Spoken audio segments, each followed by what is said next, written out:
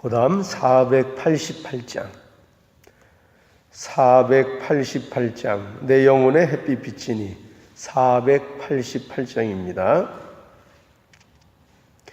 내 영혼의 햇빛 비치니 주 영광 찬란해. 이 세상 어떤 빛보다 이 빛 더 빛나네. 주의 영광 빛난 그 빛 내게 비춰 주시옵소서. 그 밝은 얼굴 배울 때 나의 영혼 기쁘다. 내 영혼에 노래 있으니 주 찬양합니다. 주 귀를 기울이시사 다 듣고 계시네. 주의 영광 빛난 그 빛 내게 비춰 주시옵소서. 그 밝은 얼굴 배울 때 나의 영혼 기쁘다. 내 영혼의 봄날 되어서 주 함께 하실 때 그 평화 내게 깃들고 주 은혜 꽃피네. 주의 영광 빛난 그 빛 내게 비춰 주시옵소서. 그 밝은 얼굴 배울 때 나의 영혼 기쁘다. 내 영혼에 희락이 있고 큰 소망 넘치네. 주 예수 복을 주시고 또 내려주시네. 주의 영광 빛난 그 빛 내게 비춰 주시옵소서. 그 밝은 얼굴 배울 때 나의 영혼 기쁘다. 기도하시겠습니다.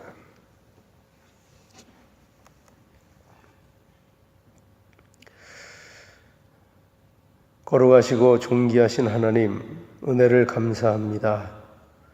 오늘도 이 아침에 하나님의 자녀들의 마음을 깨워주시고 오늘 이 아침에도 잠언을 통해서 우리의 마음을 흔들어 주시려는 하나님의 은혜와 사랑을 감사합니다.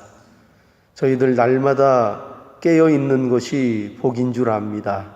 하나님 앞에 심령이 깨어있고 하나님께 대하여 우리의 마음이 민감해서 하나님의 말씀에 귀를 기울이는 자의 삶이야말로 참으로 복된 삶이요 지혜로운 삶인 것을 이 아침에 고백을 드립니다. 아버지 하나님, 이 하나님의 자녀들이 하나님 앞에 복된 자로서 이 자리에 참여하도록 허락하신 은혜를 감사합니다. 하나님의 말씀을 통해서 우리의 걸어갈 바를 또 우리의 할 바를 바로 깨닫는 우리의 모습이 되게 하시고 헛된 길을 걸어가지 않게 하시며 오로지 주님의 인도 아래서 우리가 참되고 풍성하고 은혜로운 길을 걸어갈 수 있도록 아버지 하나님 허락해 주시옵소서. 이 시간 참여한 하나님의 모든 하나님의 자녀들에게 한량없는 은혜와 복을 허락해 주시고 아버지 하나님 앞에서 평강과 위로와 주님이 주시는 신령한 복들로 가득 차도록 하나님 허락해 주시옵소서. 이 모든 말씀 예수님의 이름으로 기도드리옵나이다. 아멘. 하나님의 말씀 잠언 1장 오늘은 10절에서 19절까지입니다.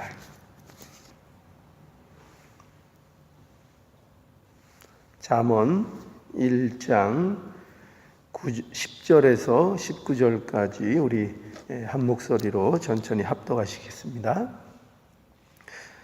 내 아들아, 악한 자가 너를 깰지라도 좇지 말라. 그들이 내게 말하기를 우리와 함께 가자. 우리가 가만히 엎드렸다가 사람의 피를 흘리자. 죄 없는 자를 까닭없이 숨어 기다리다가 음부같이 그들을 산채로 삼키며 무덤에 내려가는 자 같게 통으로 삼키자.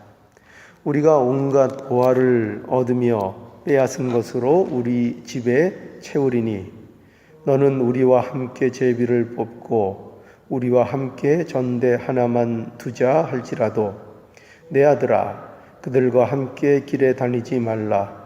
내 발을 금하여 그 길을 밟지 말라.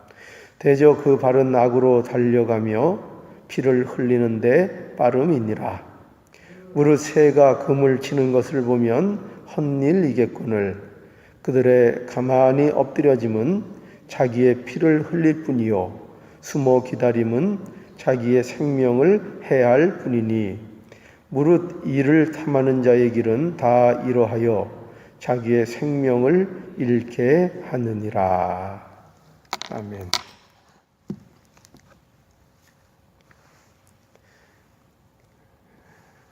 우리가 함께 읽은 이 잠언의 말씀, 오늘 1장 10절에서 19절의 말씀은 지혜자가 주는 그 첫 번째 지혜의 교훈입니다. 이 교훈의 그 핵심이 뭐냐 하면 그 핵심이 되는 구절이 오늘 본문에 보면 그 10절이에요. 10절에 보면 이 10절이 오늘 그 첫 번째 교훈의 핵심이 되는 구절인데요.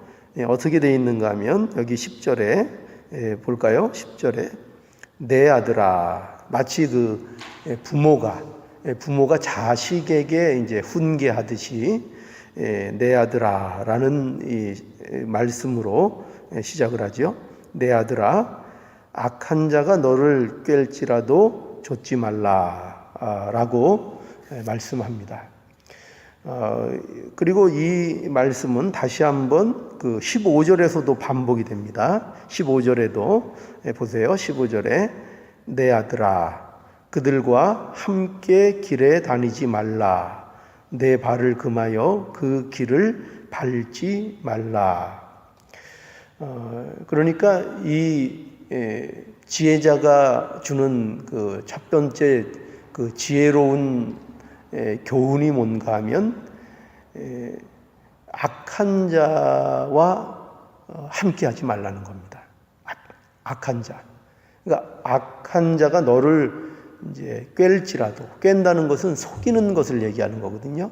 마치 그 미끼를 이렇게 들여 가지고 물고기를 우리가 이렇게 낚잖아요. 그것처럼 이 악한 자가 항상 유혹한다는 거죠. 항상 꾀이는 그 속임수와 유혹이 있는데 그런 것들을 쫓지 말라. 그러니까 이 쫓지 말라는 것은 동조하지 말라 이거예요. 동조하지 말고 그런 일에 동의하고 그런 악한 일에 대하여 함께 하지 말라 하는 것이 이 첫 번째 지혜자의 교훈으로 우리에게 주시는 겁니다. 그러니까 우리가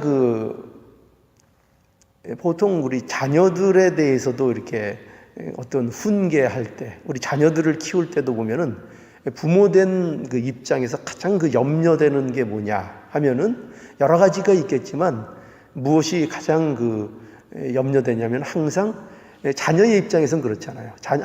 부모의 입장에서는 항상 자기 자녀가 제일 착한 것 같잖아요. 그렇죠? 그래서 항상 염려하는 게 뭐냐면 어디 가서 이 나쁜 애들하고 어울릴까봐. 그래서 우리 애는 착한데 꼭 나쁜 애들이 그렇게 꼬여가지고 우리 애를 이렇게 나쁘게 하는 것 같은 그런 이제 부모의 어떤 그 노파심이 있지 않습니까? 그런 차원에서 우리가 보자면 좀 이해하기가 좀 쉬울 수 있을 것 같아요. 뭐냐면 우리에게 하나님께서 주시는 이 지혜자를 통해서 주시는 첫 번째 교훈도 뭐냐면 여러 가지 교훈들이 많이 있을 수 있지만 그중에 중요한 게 뭐냐면 항상 지혜로운 자, 성도의 지혜로운 삶은 어디로부터 시작하느냐 할 때 가장 중요한 것이 악한 자와 함께하지 않는 것이 가장 중요하다. 이렇게 우리에게 교훈하고 있는 것을 이제 보게 됩니다. 그래서 이 악한 자는요, 자기만 악한 일을 할 뿐만 아니라 항상 악한 자는 동조자를 만들려고 합니다. 동조자를 만들어서 자기가 하는 일에 대해서 힘을 얻으려고 하고 자기가 하는 일에 대한 어떤 합리성, 자기가 하고 있는 것에 대한 어떤 적법성을 나름대로 확보하기 위해서 항상 이 동조자를 만드는 것이 이 악한 사람들의 어떤 또한 모습이라고 할 수 있어요. 그래서 계속 악한 자들은 사람들을 속이고 유인하는 일들을 합니다. 그래서 오늘 이 첫 번째 교훈을 우리가 지혜로운 삶을 갈망하는 성도들의 입장에서 항상 가슴에 담아야 되겠습니다. 악한 자가 너희를 속여서 자신의 악한 일에 동조하게 하고 그 일에 동의하려는 이 유혹을 자꾸 할 때에 그것에 어떻게 하지 말라고요? 그 꾀임에 동조하지 말고 조심하라. 이것이 이제 첫 번째로 주시는 지혜로운 자에게 지혜로운 성생의 어떻게 보면 교훈이라고 할 수 있습니다. 그래서 지혜로운 자가 되는 것이 중요한데 이 지혜로운 자의 삶의 가장 중요한 조건이 뭐냐? 그런 의미에서 오늘 이 본문 속에서 보면은 어떤 그 길에 서느냐 하는 것이 이 지혜로운 자의 삶의 가장 중요한 그 조건 중에 하나라고 할 수 있습니다. 그렇죠? 그래서 우리는 뭐 다른 건 많이 생각할 수 있고 또 복된 자가 어떤 자냐, 또 복된 삶이 어떤 삶이냐 할 때 우리가 여러 가지 뭐 생각할 수 있지만 그러나 가장 중요한 게 뭐냐면 그것을 가르는 기준, 가장 중요하게 제시되는 게 뭐냐면은 어떤 길에 서 있느냐 하는 것이죠. 어떤 길에 서 있느냐. 그러니까 이게 이 성도들의 삶에 가장 중요한 문제인 것 같아요. 누구와 함께 하느냐. 그렇죠? 우리들의 삶에 있어서도 누구와 함께하고 어떤 길에 서 있느냐. 그래서 그 시편 1편에 보면은 우리 잘 아는 말씀인데 우리 한번 보시죠. 시편 1편. 이 말씀과 굉장히 저는 유사하다고 이렇게 생각이 들어요. 시편의 1편의 말씀이. 한번 보시죠. 시편 1편. 시편 1편 1절을 제가 읽겠습니다.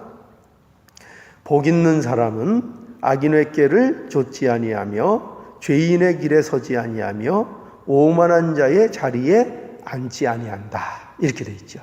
그러니까 우리가 이 복 있는 자를 설명하고 있는데 복 있는 자가 어떤 자인가를 시편 1편에서 우리에게 잘 보여줍니다. 근데 이 복 있는 자의 가장 중요한 핵심이 뭐냐? 먼저 거론하시는 게 뭐냐면은 악한 일에 함께하지 않는다는 거죠.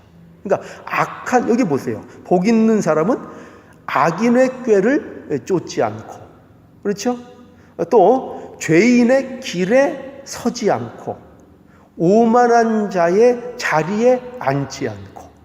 그러니까 전부 다 이 복 있는 자의 특징이 뭐냐면은 악한 길에 서지 않고 악한 자리에 가지 않고 악한 일에 함께하지 않는 것이 복된 자의 첫 번째 그 복됨의 중요한 모습인 것을 우리에게 보여주고 있는 것을 보게 됩니다.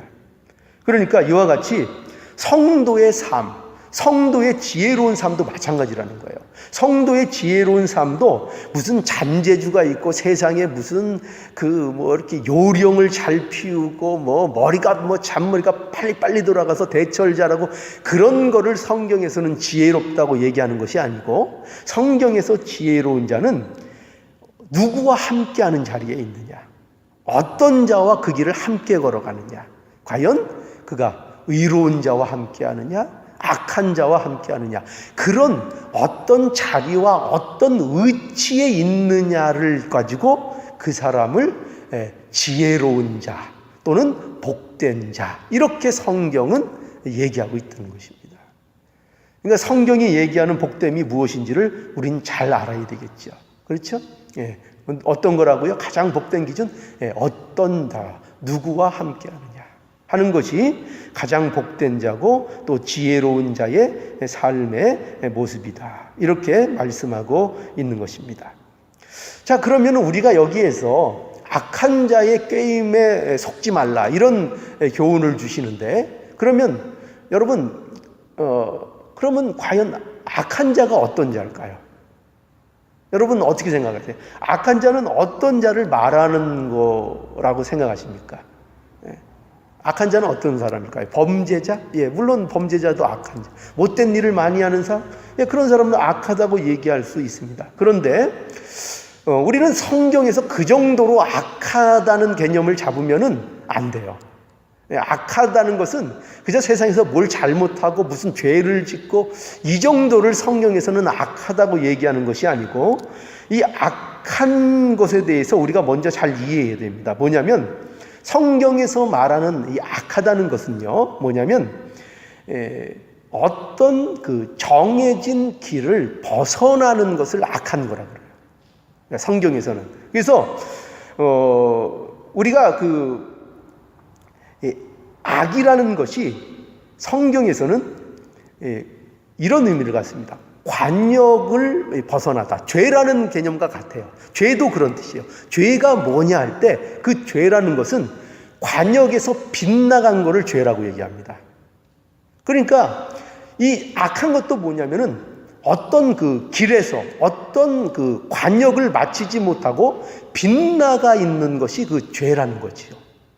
그런 의미에서 이 악한 것은 하나님의 길에서, 하나님이 정하신 길, 하나님의 질서, 하나님의 뜻에서 벗어난 모든 것들을 성경에서는 악이라 그러는 거예요. 그러니까 우리가 생각하는 세상적인 기준의 악과는 많은 차이가 있죠. 그렇죠? 성경은 그런 어떤 세상적인 기준에서 악과 선을 구분하는 게 아니라 하나님의 뜻에 들어와 있느냐, 하나님의 뜻에 벗어나 있느냐 하는 것을 가지고 악하냐 선하냐를 성경은 언제나 기준을 갖습니다. 그러니까 우리가 선이라는 것은 하나님의 길에서 벗어나지 않는 것을 얘기하는 것입니다. 그래서 그런 의미에서 보면은 악한 자는 어떤 자일까요? 악한 자가 어떤 자가 악한 자일까요? 그런 우리 성경적인 이 가르침에 의하면 그러면 악한 자는 어떤 자일까요? 나에게 못되게 구는 사람? 그런 사람이 악한 자일까요? 아니요. 성경적인 기준에서는 그런 사람을 악하다고 얘기하는 것이 아니라 바로 하나님의 뜻에 어긋난 길을 고집하고 걸어가는 사람을 성경에서는 악한 자라 이렇게 얘기하고 있는 것입니다.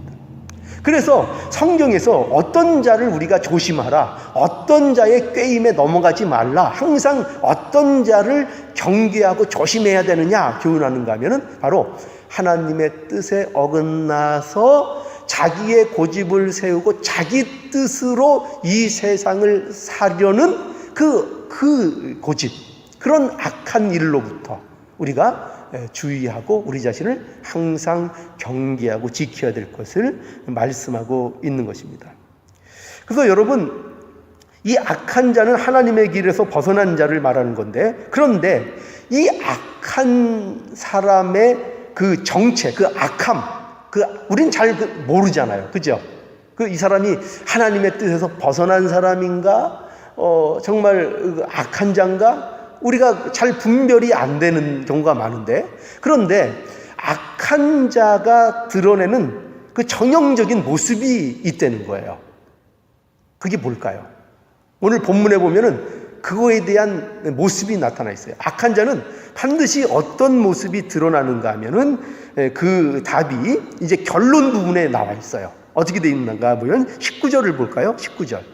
거기 보면은 이거는 이제 악한 자들의 이제 결론을 얘기하는 것인데 19절에 무릇 이를 탐하는 자의 길은 다 이러하여 자기의 생명을 잃게 하느니라 라는 결론이 나오죠. 그런데 여기 보면은 그 악한 자를 어떻게 설명하고 있는가 하면은 무릇 이를 탐하는 자 이렇게 돼 있어요. 그러니까 이를 탐한다는 건 뭐냐면 불의한 일을 얘기하는 거예요. 불의한.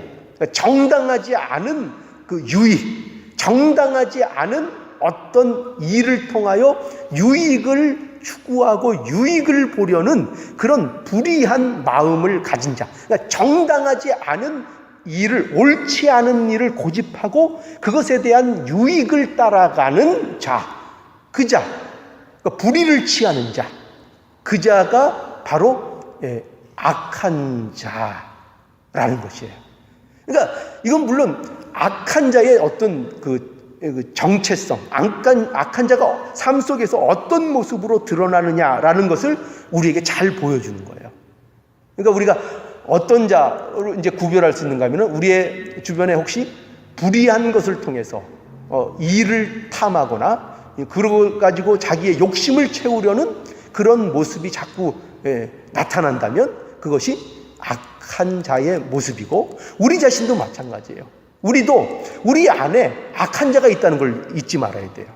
이것은 악한 자를 경계하라, 어떤 악한 자를 경계하라는 의미의 교훈도 되지만 또한 우리 안에 있는 악한 자에 대한 경계이기도 해요. 그렇죠? 우리는 믿는 자이기도 하지만 우리 안에는 여전히 악한 자가 있어요. 그것이 뭡니까? 옛사람의 습성이에요. 옛사람의 부패한 옛사람의 모습이에요. 또 악한 일을 아직도 따라가려고 하고 불의함에도 불구하고 그것이 불의한 것임에도 불구하고 내게 유익이 되면 취하고 싶은 유혹을 받는 내 자신의 악함이 아직도 내 안에 있는 거예요. 이 악함 유혹을 어떻게 하라고요? 따라가지 마라. 이 꾀임에 넘어가지 마라. 그 달콤한 유혹, 얼마나 그 이익들이 달콤하겠어요. 그렇죠? 근데 그것에 대하여 따라가지 말라라고 우리에게 경계하고 있는 것입니다. 그래서 악한 자가 어떤 자인 것을 이 말씀을 통해서 우리에게 잘 구별할 수 있도록 우리에게 말씀해주고 있는 거죠. 악한 자를 잘 구별하도록. 자, 악한 자는 어떤 자라고요? 하나님의 뜻에 벗어난 길을 고집하는 것. 이게 악한 자의 특징이고 그 악함이 어떻게 구체적으로 드러나기를 잘한다고요? 불의한 일을 탐하는 것으로 잘 드러난다는 것을 우리에게 말씀해 주고 있습니다. 자, 그래서 우리는 악한 자의 꾀임에 이제 속지 말아야 돼요. 그렇죠? 악한 자의 속임에 속지 말아야 됩니다. 여러분, 그런데 문제는 뭐냐면 우리가 이 악한 자의 유혹에 잘 넘어간다는 거죠.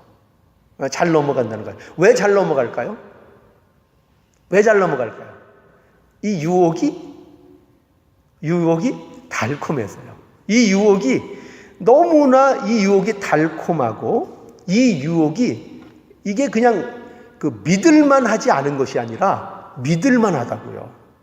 믿을만 하고 거기다가 게다가 설득력도 있고 게다가 거기에다가 이 유혹이 감동까지 준다고요. 감동까지 줘요. 그래서 오늘 이 본문에 보면은 참 재미있게 이게 설명된 게 뭐냐면 11절에서부터 14절의 이 교훈의 말씀에 보면은 악한 자가 어떻게 유혹하는지를 잘 말해주고 있는데 여기에서 아주 인간의 마음을 끄는 유혹하는 말이 있어요. 그게 뭐냐면은 뭘 것 같아요? 한번 보세요. 자, 11절부터 14절 한번 보죠. 자, 다시 한번 보세요. 여기에서 어떤 그 유혹의 말이 인간을 유혹하는 아주 달콤한 말이 있는지 한번 여러분이 한번 찾아보세요. 11절부터 그들이 내게 말하기를 우리와 함께 가자. 우리가 가만히 엎드렸다가 사람의 피를 흘리자. 죄 없는 자를 까닭없이 숨어 기다리다가 은부같이 그들을 산채로 삼키며 무덤에 내려가는 자 같게 통으로 삼키자. 우리가 온갖 보화를 얻으며 빼앗은 것으로 우리 집에 채우리니 너는 우리와 함께 제비를 뽑고 우리와 함께 전대 하나만 두자 할지라도 내 아들아 그들과 함께 길에 다니지 말라. 내 발을 금하여 그 길을 밟지 말라. 자, 여기 보세요. 자, 여기 그 악인들이 어떻게 유혹하는지를 잘 설명하고 있죠. 거기에 보면은 어떤 말로 계속 반복해서 악인이 유혹하는 것을 보게 됩니까? 거기 어떤 말이 자꾸 등장을 하죠? 유혹하는 말. 어떤 말이 자꾸 등장을 해요? 안 보이십니까? 어떤 말이 자꾸 등장을 하죠? 예?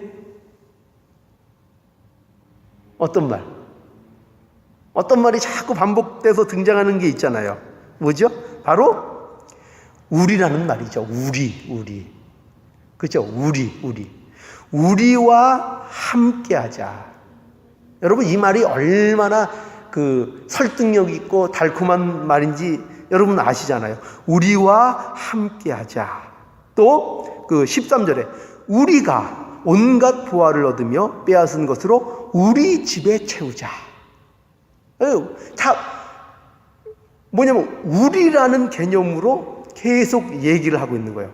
14절에도 너는 우리와 함께 제비를 뽑고 우리와 함께 전대 하나만을 두자. 굉장히 설득력이고 감동적이기까지 하죠. 왜요? 우리는 한 운명이라 이거예요. 함께 제비를 뽑고 우리가 전대 하나만 두자.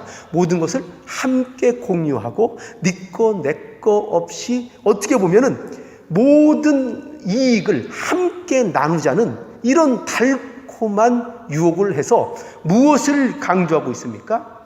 아주 인간적인 어떤 끈끈함 또는 유대감 또는 동지의식 이런 것들을 매우 강조하는 것을 보게 되죠. 그렇죠? 그래서 사람들은 이 부분에 대해서 상당히 약합니다. 이 부분에 대해서 얼마나 약한지 몰라요. 사람들에게 있어서 사람들은 연약해요. 혼자 있기를 싫어해요. 그리고 내가 누군가에게 지지받기를 원하고 옳다 인정받기를 원하는 것이 사람들의 기본적인 심리요 연약함이에요. 그래서 언제나 인간은 무엇에 약하냐 하면은 우리가 함께하자. 우리가 이익도 함께 나누자. 그래서 우리가 재밌는 말로 이런 말 하잖아요. 요새도 이거 유행처럼 나왔던 말인데 이거잖아요. 뭐죠? 우리가 남이가 뭐 이런 얘기 있잖아요. 그죠? 우리가 남이가. 그러면 또 이런 말 있죠. 좋은 게 좋은 거다. 우리 함께 하자. 그러나 여러분 우리가 명심해야 될 게 뭐냐면 좋은 게 아니고 뭐가 좋은 거예요? 옳은 게 좋은 거죠. 옳은 게. 하나님 앞에 옳은 게 좋은 거죠. 그런데 우리는 자꾸 어떤 끈끈한 어떤 동지의식이나 어떤 마음에 감동하는 것에 잘 넘어가고 유혹돼서 무엇이 옳은가를 놓치고 넘어갈 때가 너무나 많다는 거예요. 그래서 우리에게 이것을 주의하라는 것입니다. 그래서 악은 어떠죠? 악은 어떤 모양이라도 버리는 것이 하나님의 뜻이죠. 악이라는 거. 여러분, 악이 모양만 이쁘면은 악이라도 받아들이면 되는 것입니까? 그 모양이 아름답게 포장되면 악이라도 받아들일 수 있는 것입니까? 악이라는 것이 내게 유익이 되면 악이라는 것을 우리가 받아들여도 강한 것입니까? 그렇지 않죠. 악은 아무리 아름답게 그 모양을 갖고 있어도 악은 악인 거죠. 악은 악인 거죠. 오늘날 이 일들이 일어나고 있는 겁니다. 악을요, 아름답게 포장하는 일들이 자꾸 일어나죠. 그래서 뭐 아름다우면 됐지. 그래서 우리가 사랑하면 됐지. 이런 게 어떤 기준이 되고 있잖아요. 사랑하면 됐지. 옳고 그름이 무슨 상관이야. 사랑이면 됐지. 하나님의 진리가 무슨 상관이야. 아름다우면 됐지. 인간 보기에 좋으면 됐지. 우리에게 유익이 되면 됐지. 진리가 무슨 상관이야. 우리한테 유익이 되면 진리 아닌 것이야. 이런 식으로 모든 것들을 이끌어가기 시작하고 있다는 것입니다. 그래서 여러분 우리가 지혜로운 삶을 살기 위해서는요, 주의해야 될 게 뭐냐면 감동에 현혹되면 안 됩니다. 감동에. 그리고 어떤 인간적인 끌림에 현혹되면 안 됩니다.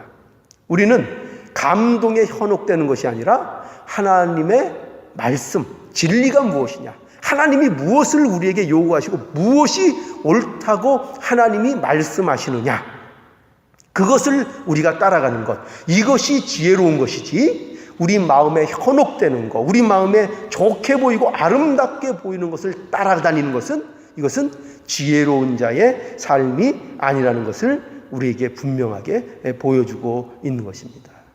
그래서 악인의 유혹, 악인의 꾀임이 어떻다고요? 달콤하다고요. 우리의 본성을 끈다고요. 그것이 우리에게 참 유익을 줄 것 같다고요. 당장은 많은 이익을 우리에게 안겨줄 것 같다고요. 그러나 그럼에도 불구하고 그런 유혹이 있을지라도 그 악인의 꾀임에 절대로 어떻게 하지 말라? 동조하지 말고, 동의하지 말고, 함께하지 말라. 이것이 우리에게 주시는 하나님의 지혜로운 교훈인 것입니다. 그래서 우리는 반드시 이 사실을 오늘 말씀 통해서 기억해야 되겠습니다. 악한 자의 결국은 파멸이다. 이거를 우리가 분명하게 알아야 되겠습니다. 악한 자의 길은 일시적으로는 잘 되는 것 같이 보입니다. 또 인간의 본성에 그것이 매력적으로 보이고 달콤하기도 합니다. 그러나 그 일들은 결국 그 악한 그 자를 죽이는 일인 것이고, 그 길을 따라갈 때에 결국은 결말이 악하다는 것을 분명히 성경이 우리에게 보여주고 있습니다. 그래서 우리가 이거를 잘 못 보기 때문에 지혜로운 삶에서 우리가 이탈하는 경우가 많은 것 같아요. 그래서 지혜로운 자는 이러한 악한 자의 결말에 대해서 분명히 보고 아는 자가 또한 지혜로운 자라고 얘기할 수 있습니다. 분명히 알면은 그 길을 넘어가지 않기 위해서 애쓸 것 아닙니까? 그런데 그걸 잘 모르는 것 같아요. 그리고 부러워하고, 악인들도 세상에서 잘 사는 걸 부러워하고, 그들이 잘 되고 잘 먹고 그들이 행복하게 사는 그런 모습을 통해서 우리도 저렇게 그냥 살면 되는 것이 아닌가, 이런 유혹을 받기를 잘하고, 마치 그것이 잘 되는 것처럼 오해하고 우리가 그들의 유혹에 넘어가기를 잘하는 것 같습니다. 그래서 이러한 악한 자의 결말이 결국은 모든 것이, 하는 모든 일이 자기를 파멸시키는 길로 걸어가고 있는 것이라는 것을 분명히 우리가 이 말씀을 통해서 교훈받아서, 우리는 이 악한 자의 어떤 유혹에도 마음이 동요되지 않고 동조되지 않고는 지혜로운 성도들이 모두 되어야 되겠습니다. 이 지혜로운 성도들의 삶을 어떤 악의 유혹에도 동요하지 않고 속지 않는 지혜로운 자들의 삶이 저와 여러분들의 삶이 되기를 오늘 이 말씀을 통해서 다시 한번 말씀드리고 축원합니다. 잠시 기도하시겠습니다.